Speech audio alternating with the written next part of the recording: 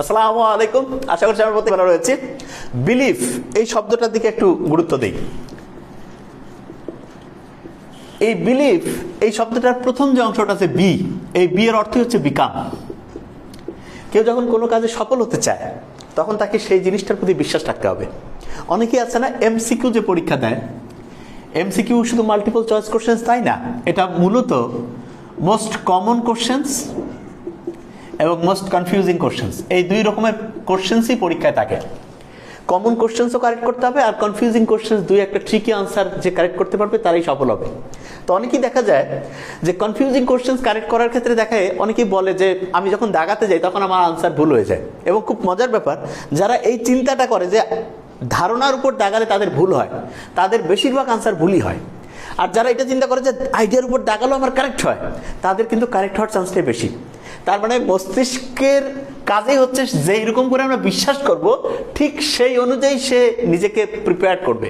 তাহলে আমরা চান্স পেতে চাই, অবশ্যই আমাদের প্রত্যেকের চয়েস নিজেদের হাতেই আছে, প্রত্যেকে আমরা চান্স পেতে চাই। তাহলে চান্স পাওয়ার জন্য আমার কি কারেক্ট হওয়া উচিত না ভুল হওয়া? কারেক্ট হওয়া। তাহলে প্রথম থেকে আমরা চিন্তা করবো যে অবশ্যই আমরা ধারণার উপর দাগালেও ইনশাল্লাহ কারেক্ট হবে, এইটাকে মাথায় রাখতে হবে।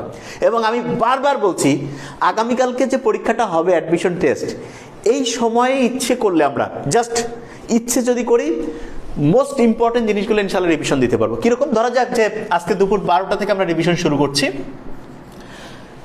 মেডিকেল অ্যাডমিশনের জন্য 55টা চ্যাপ্টার আছে, 55টা চ্যাপ্টার, ফিজিক্স, কেমিস্ট্রি এবং বোটানি, জুলজি মিলে এই যে 55টা চ্যাপ্টার আছে, আমরা যেটা করতে পারি সেটা হচ্ছে প্রতি 21 মিনিটে 20 থেকে 21 মিনিটের মধ্যে 20 থেকে 21 মিনিট টাইমের মধ্যে 3টা করে চ্যাপ্টার আমরা রিভিশন দিব। কিভাবে? আমরা লেকচারে যে কথাগুলো বলেছি সেগুলো ডাইজেস্ট, তারপরে হচ্ছে কোশ্চেন ব্যাংকের মোস্ট ইম্পর্টেন্ট যেগুলো খেয়াল হারিয়ে যায় আগের থেকে বলেছি, খাতার উপরে একটু মার্জিন করে নোট করে রাখতে, সেই জিনিসগুলো জাস্ট রিভিশন দিব। তাহলে 5, 6, 7 মিনিটের মধ্যে হয়ে যাবে।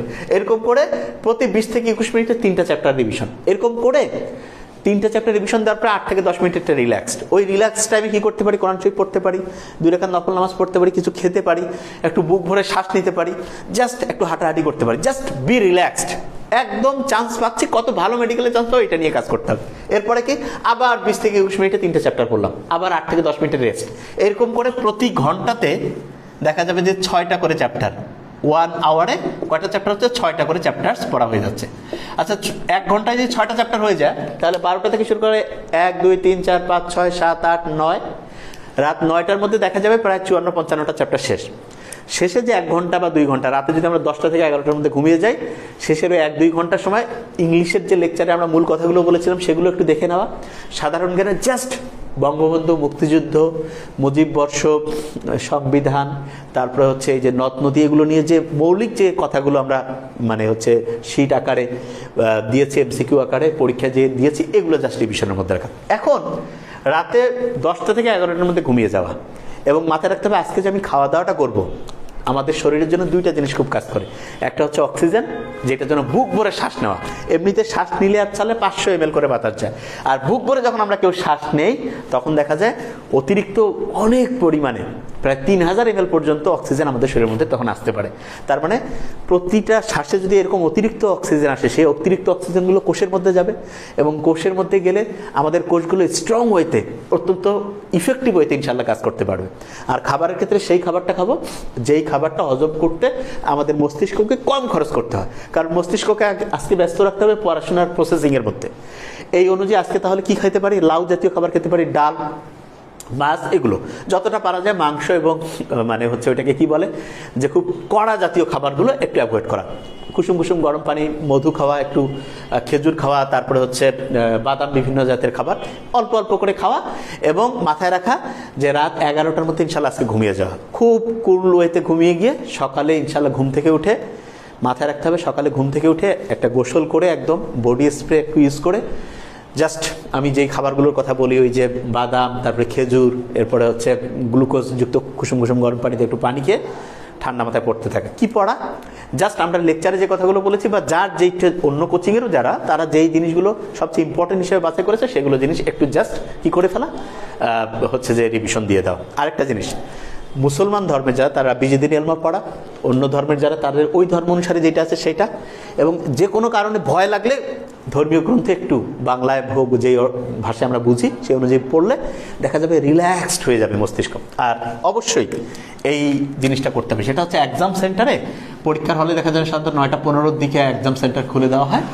যেটা আমরা করবো 8:30, 9টা, 9:15-র মধ্যে ঢুকে আসতে যাওয়ার পরে রুমে যখনই আমরা ক্লাসরুমে আমরা যেই রুমের মধ্যে ঢুকলাম, ঢুকে আলহামদুলিল্লাহ আল্লাহর কাছে শুক্রিয়া যে হ্যাঁ ভালোভাবে পৌঁছেছি, এবং বুক ভরে শ্বাস নেওয়া, শ্বাস ছাড়া, বুক ভরে শ্বাস নেওয়া, শ্বাস ছাড়া, রাব্বি জিদনিল মা পড়া।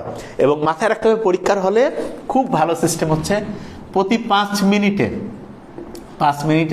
10টা করে এমসিকিউ দেখাতে হবে, 10টা করে এমসিকিউ দেখাতে হবে। এইরকম করে দেখা যাবে 45-50 মিনিটের মধ্যে 100 এমসিকিউ চলে যাব। আর তার মধ্যে যে এমসিকিউগুলো একটু পারবো কিন্তু কঠিন, সেই এমসিকিউগুলো একটু গোল করে রাখবো। এবং আমরা নিশ্চয়ই জানি এবার যে পরীক্ষার যে প্রশ্নটা আছে আলাদা করে ছিঁড়ে ফেলা যাবে, প্রথমে গিয়ে ওটা মিলিয়ে জাস্ট ছিঁড়ে ফেলে আলাদা করে রাখলাম, তার মানে এবার পরীক্ষা দেওয়াটা আরও ইজি হয়ে যাবে। এবং সিরিয়াল অবশ্যই মিলাবো, প্রত্যেকটার সাথে প্রত্যেকটা সিরিয়াল মেনটেন করবো, ঠিক আছে? এই অনুযায়ী যদি পরীক্ষা দিয়ে থাকি দেখা যাবে ইনশাল্লাহ 45-50 মিনিটের মধ্যে 100 পর্যন্ত প্রশ্ন চলে গিয়েছে। তার মধ্যে কিছু কোশ্চেন্স আছে, যেমন ম্যাথমেটিক্যাল টার্ম যদি থাকে ফিজিক্স বা অন্য ফিজিক্সের ম্যাথ বা অন্য ম্যাথ করার ক্ষেত্রে জাস্ট যে জিনিসটা বলবো 2-3টা রাশি দেওয়া থাকে, ধরা যাক একটা রাশি হচ্ছে ভি, একটা রাশি হচ্ছে আই দেওয়া আছে। কিভাবে বুঝলাম? যে ভোল্ট দেওয়া আছে, তাহলে ভোল্ট মানে এটা ভি। অ্যাম্পিয়ার দেওয়া আছে, অ্যাম্পিয়ার মানে হচ্ছে এটা আই। বলছে যে ক্ষমতা কত, ক্ষমতা কত, তার মানে ক্ষমতা মানে হচ্ছে পি, তাহলে পরাণের ভাই পি সমান ভিআই। এরকম যে ছোট ছোট যে কোনো সূত্র দিয়ে অঙ্কগুলো আমরা ইনশাল্লাহ করে ফেলতে পারবো। তাহলে জাস্ট আজকে থেকে যারা এই ভিডিও আমরা দেখছি পরীক্ষা পর্যন্ত এটা মাথায় রাখবো, আমি অবশ্যই মেডিকেলে ইনশাল্লাহ চান্স পাচ্ছি, এবং সব সময় এই চিন্তাটা মাথায় রাখতে হবে, এবং আমি ধারণার উপর দাগালেও ইনশাল্লাহ আমার কারেক্ট হবে। এই চিন্তা মস্তিষ্কে রাখতে হবে, আল্লাহর কাছে হেল্প চেতে হবে, এবং অবশ্যই অবশ্যই আমি টিকবো। খাবারের এই নিয়মগুলো প্রতি 20 মিনিটে হচ্ছে 6টা করে চ্যাপ্টার রেস্ট মানে রিভিশন দেওয়া, 20-21 মিনিটে একটু, তারপরে হচ্ছে রিল্যাক্স করে ফেলা, রাতে সাধারণ জ্ঞান জিনিস একটু দেখে, রাত 11টা অবশ্যই পার করবো না, 11টার মধ্যেই ঘুমিয়ে যাবো, 10টা থেকে 11টা। সকালে উঠে গোসল করে বডি স্প্রে মাখবো, এবং পরীক্ষা হলে যাওয়ার সময় একটু চুইংগাম চাপাবো, এবং বুক ভরে শ্বাস নেবো। কারণ আমাদের মস্তিষ্কে যে প্রিফ্রন্টাল কর্টেক্স, যেটা আনসার ঠিক চুজ করতে হেল্প করে, ঠিক চুজ করতে হেল্প করে, সেইটা আমাদেরকে অবশ্যই কাজ করার জন্য কি করতে হবে? শরীরের মধ্যে পর্যাপ্ত অক্সিজেন রাখতে হবে, ব্লাড প্রেশারটা ঠিক রাখতে হবে, হার্ট রেটটা ঠিক রাখতে হবে, এবং এই নিয়মের মধ্যে আমরা থাকলে অবশ্যই ইনশাল্লাহ অসাধারণ পরীক্ষা দিয়ে চান্স পাবো। আরেকটা কথা, আমাদের স্টুডেন্ট যারা, আমরা কিন্তু চান্স পাওয়ার পর কারো ছবি টবি কিছুই দেই না, কারণ কারো ছবিই নেই না আমরা, কিচ্ছু না। তোমরা যেটা করবা জাস্ট SMS দিয়ে জানিয়ে দিবা যে এই মেডিকেল, আমরা জাস্ট ওই জিনিসটা জানলেই যথেষ্ট। আলহামদুলিল্লাহ, তাহলে ভালো করে পড়ো, ইনশাল্লাহ অবশ্যই ভালো কিছু হবে। Thank you so much.